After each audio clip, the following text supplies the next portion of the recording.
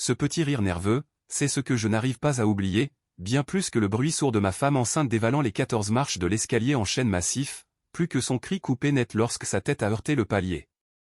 Et même plus que ce craquement sinistre et humide qui indiquait que quelque chose s'était brisé en elle, car c'était le rire de ma sœur, doux et satisfait, comme celui d'une enfant qui vient enfin de gagner à un jeu.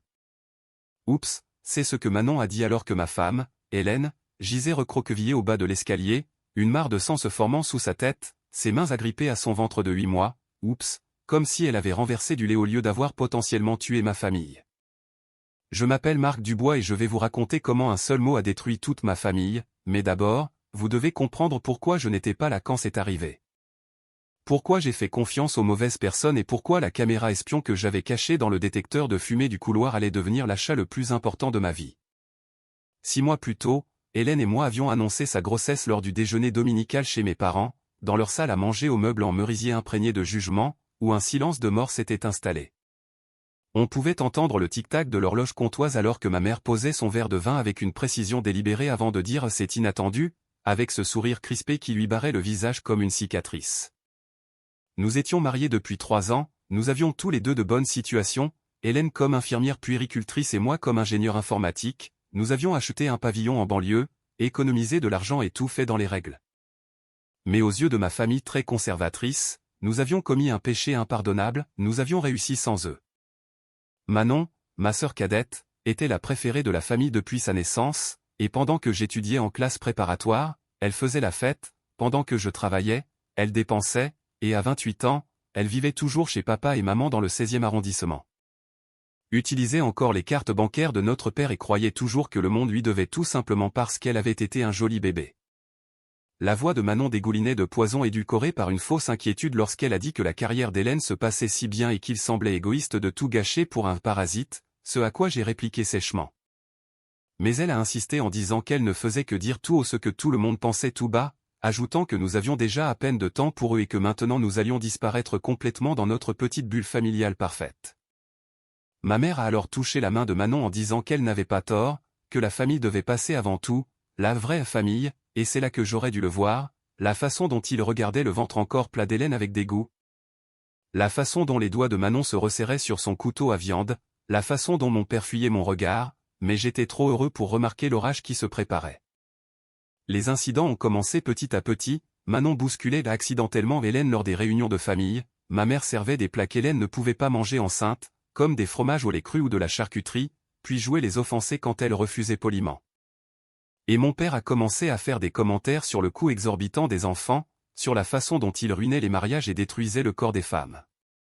Hélène gérait tout cela avec grâce, comme toujours, et c'est ce qui les faisait la détester encore plus, car elle ne craquait pas, ne ripostait pas et ne leur donnait pas la réaction qu'ils désiraient tant. Un soir, en frottant son ventre arrondi, elle a suggéré que nous devrions peut-être sauter les déjeuners du dimanche pendant un moment, juste jusqu'à la naissance du bébé. Mais j'ai été têtu et stupide en insistant sur le fait qu'ils étaient ma famille et qu'ils changeraient d'avis une fois qu'ils rencontreraient leur petite fille, ce à quoi elle a répondu en touchant mon visage avec une telle tristesse que certaines personnes ne veulent pas changer. Qu'elles veulent juste voir le monde brûler, et mon Dieu, j'aurais dû l'écouter. Le week-end où c'est arrivé, j'étais à Lyon pour une conférence sur le cloud, Hélène était enceinte de 8 mois, fatiguée mais rayonnante, et Manon avait appelé ce matin-là, la voix pleine d'une fausse douceur, disant qu'elle se sentait horrible à propos de son comportement et qu'elle voulait venir aider Hélène pendant mon absence pour tisser des liens entre belles-sœurs, promettant de cuisiner et de faire le ménage. J'ai hésité, Hélène a serré ma main et secoué la tête, mais Manon a insisté en suppliant, disant qu'elle voulait être une bonne tante, qu'elle avait acheté des cadeaux pour le bébé et que maman venait aussi pour faire une petite fête prénatale en famille, alors malgré les protestations d'Hélène. J'ai accepté car mon train partait dans 2 heures et je me demandais ce qui pouvait mal tourner en un seul week-end, mais tout, absolument tout a mal tourné. J'étais dans une salle de conférence quand mon téléphone a explosé d'appels, la mère d'Hélène hurlait, l'hôpital demandait mon consentement pour opérer, et mes parents étaient étrangement calmes en disant qu'il y avait eu un incident. Je ne me souviens pas du trajet retour en TGV, je me souviens seulement d'avoir couru dans les couloirs de l'hôpital en suivant les panneaux des urgences, la poitrine serrée par la terreur, et d'avoir trouvé la chambre d'Hélène où je me suis figé sur le pas de la porte en voyant tant de machines. Des tubes dans sa gorge, des perfusions aux 2 bras, des moniteurs qui bipaient de façon erratique et son beau visage enflé et méconnaissable, des ecchymoses violettes fleurissant sur sa peau comme des fleurs toxiques. Un médecin est apparu à mes côtés pour m'annoncer que ma femme avait subi un traumatisme sévère, une fracture du crâne, une hémorragie interne, des côtes cassées, et qu'ils avaient dû pratiquer une césarienne d'urgence. Ma voix ne semblait plus humaine quand j'ai demandé si le bébé était vivant, et il m'a répondu que ma fille était en néonatologie, que 29 semaines c'était tombé viable, et qu'elle se battait. Une fille, nous avions une fille, Hélène et moi avions une fille qui risquait de grandir sans sa mère parce que j'avais fait confiance aux mauvaises personnes. Mes parents sont arrivés à ce moment-là, Manon traînant derrière eux, et ma mère tamponnait ses yeux secs avec un mouchoir en murmurant que c'était une telle tragédie. Que cette dernière marche avait toujours été glissante et qu'ils avaient essayé de la prévenir de ne pas porter de chaussettes sur le parquet ciré. Je me suis tourné vers eux, une rage sauvage montant en moi, en disant qu'Hélène était la personne la plus prudente que je connaisse et qu'elle tenait la rampe à chaque pas, alors comment avait-elle pu tomber? Manon a haussé les épaules en examinant sa manucure, disant que la grossesse rendait les gens maladroits, qu'elle portait du linge et avait juste perdu l'équilibre pendant qu'elle-même cherchait des serviettes dans le placard à linge et qu'elle était accourue en entendant la chute. J'ai vu ce petit rire menacer de s'échapper à nouveau, je l'ai vu l'avaler, puis elle a ajouté que c'était si effrayant, et ma mère a confirmé qu'elle était dans la cuisine à faire du thé et qu'au moment où elles étaient arrivées près d'elle, il y avait tout ce sang. Leur histoire était parfaitement rodée, trop parfaite. Mais j'avais de plus grandes préoccupations car Hélène avait besoin d'une autre opération et notre fille devait survivre, alors les questions pouvaient attendre, mais pas longtemps. Hélène a survécu à la première opération, puis à la seconde, restant dans le coma tandis que notre fille, la minuscule et féroce Sophie, se battait pour chaque respiration dans sa couveuse. Je vivais à l'hôpital, dormant sur des chaises, me lavant dans les toilettes publiques, survivant grâce au café et à la terreur, et Manon a visité une fois, apportant des fleurs qui sentaient le funérarium, roucoulant devant la couveuse de Sophie en disant qu'elle était si petite, si fragile. Et que n'importe quoi pouvait arriver à quelque chose d'aussi faible. Je lui ai dit de sortir, elle a prétendu essayer d'être solidaire, mais en partant, elle a chuchoté que c'est ce qui arrive quand les gens visent plus haut que leurs conditions, que la chute est toujours plus dure. Cette nuit-là, je n'arrêtais pas de penser à ces mots, la chute, comme si elle l'avait orchestrée, alors je suis rentré chez moi pour la première fois en une semaine juste pour me doucher et prendre des vêtements, et la maison semblait fausse, trop calme, trop vide. J'ai monté les escaliers lentement, examinant chaque marche, il n'y avait pas d'eau, pas de latte desserrée, rien de glissant, mais en haut, je me suis arrêté car quelque chose de sombre tachait le tapis de couloir, du sang nettoyé mais pas tout à fait effacé. Je me suis agenouillé, touchant la tache, et j'ai remarqué autre chose, une trace de frottement sur le mur, fraîche, comme si quelqu'un avait donné un coup de pied ou avait été poussé contre. Alors mes mains tremblaient en sortant mon téléphone pour accéder à l'application de sécurité que j'avais installée des mois auparavant à la suite d'un cambriolage dans le quartier. Hélène ne connaissait pas toutes les caméras, les plus évidentes étaient dans le salon et la cuisine, mais j'en avais caché d'autres, y compris une dans le détecteur de fumée du couloir de l'étage. J'ai remonté l'historique jusqu'au samedi à 14h47, et là, j'ai vu Hélène, enceinte de 8 mois, naviguant prudemment dans les escaliers avec une panière à linge, tenant la rampe exactement comme je le savais, quand Manon est apparue derrière elle depuis la chambre d'amis. Hélène a atteint la dernière marche, Manon a dit quelque chose, Hélène s'est retournée, confuse, et c'est alors que les mains de Manon ont jailli, durement, délibérément. Les yeux d'Hélène se sont écarquillés alors qu'elle tombait en arrière, la panière a volé, ses mains ont cherché une prise dans le vide sans rien trouver, et elle a dévalé, encore et encore, son corps heurtant chaque marche avec des bruits écœurants. Et Manon, elle est restée en haut, regardant, attendant, et ce n'est que lorsqu'Hélène a cessé de bouger qu'elle est descendue nonchalamment, prenant soin de ne pas glisser dans le sang, puis elle a poussé Hélène du pied et a ricané l'oups. Ensuite, calme comme un dimanche matin, elle est allée au placard, a sorti des serviettes, les a disposées autour de la tête d'Hélène et est allée chercher ma mère, et leur performance par la suite était digne d'un Oscar, Manon criant à l'aide, maman appelant le SAMU.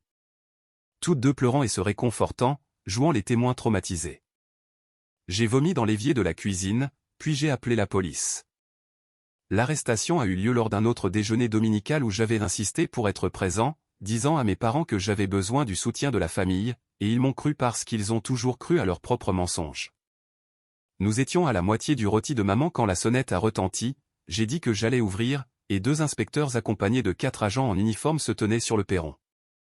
L'un des officiers a demandé Manon Dubois et lui a annoncé qu'elle était en état d'arrestation pour tentative de meurtre et agression sur un enfant à naître. La salle à manger a explosé, Manon hurlait des démentis, maman sanglotait en parlant d'erreur, papa menaçait d'appeler ses avocats, mais j'ai dit calmement qu'il y avait une vidéo, qu'elle avait poussé ma femme enceinte dans les escaliers et que tout était enregistré. Le visage de Manon est devenu livide quand je lui ai dit que je l'avais enregistré chez moi, dans ma maison, avec mes caméras, alors qu'elle essayait d'assassiner ma famille. Pendant qu'il lui passait les menottes, elle a commencé à rire, un rire hystérique et déséquilibré, criant que je gâchais tout, que j'étais censé nous choisir nous, car les liens du sang sont plus forts que tout. J'ai répondu que c'était vrai, mais qu'elle avait versé le sang de ma femme et le sang de ma fille, et que ce sang-là était plus épais que n'importe quel poison qui coulait dans ses veines à elle. Le procès a été rapide car la vidéo était accablante. Manon a pris 15 ans de prison avec une peine de sûreté de 7 ans. Mes parents ont engagé les meilleurs avocats, hypothéquant leur maison, vidant leur retraite, mais cela n'a pas compté car on ne peut pas contester une vidéo, et ils m'ont déshérité, bien sûr, me traitant de traître pour avoir choisi cette femme plutôt que ma famille. Alors j'ai changé mes serrures et je n'ai jamais regardé en arrière. Hélène s'est réveillée 3 semaines après l'attaque, et le premier mot qu'elle a chuchoté a été « Sophie ». Je lui ai dit qu'elle était parfaite en lui montrant des photos de notre fille, minuscule mais parfaite, tout comme sa maman. Elle se souvenait de tout, de la poussée, de la chute, de la peur que notre bébé meure à cause de la jalousie de Manon, et elle m'a chuchoté qu'elle avait su, en haut des escaliers, que Manon allait faire quelque chose car il n'y avait plus rien d'humain dans ses yeux. La convalescence a été longue, avec de la kinésithérapie, une thérapie psychologique, et réapprendre à faire confiance, mais Hélène est la personne la plus forte que je connaisse, elle a survécu, nous avons survécu. Sophie est rentrée à la maison après 2 mois en néonatologie, elle a 3 ans maintenant, elle est en bonne santé, vive et parfaite, elle a les yeux d'Hélène, mon entêtement et absolument aucune relation avec ma famille biologique. Parfois, je reçois des lettres de prison où Manon jure que c'était un accident, que la vidéo a été mal interprétée et que je détruis la famille, mais je les jette sans les ouvrir. Maintenant, ma mère envoie des cartes d'anniversaire à Sophie avec des messages passifs-agressifs du genre « J'espère que tu es heureuse avec la famille que tu as choisie plutôt que celle que Dieu t'a donnée », et celles-là finissent aussi à la poubelle. Mais tard le soir, quand Sophie dort et qu'Hélène est à côté de moi, je pense parfois à ce petit rire, se sont satisfaits de quelqu'un qui pensait avoir gagné. Manon avait raison sur une chose, j'ai choisi ma femme, ma fille et mon avenir plutôt que le passé toxique qui nous aurait tous détruits. Et quand Sophie demandera un jour des nouvelles de la famille de son papa, je lui dirai la vérité, parfois, les personnes les plus dangereuses sont celles qui partagent votre sang, parfois la famille n'est pas une question d'ADN mais de savoir qui est présent, qui reste. Qui vous aime sans condition, sans jalousie ni rage. Parfois, il faut couper le membre empoisonné pour sauver le patient.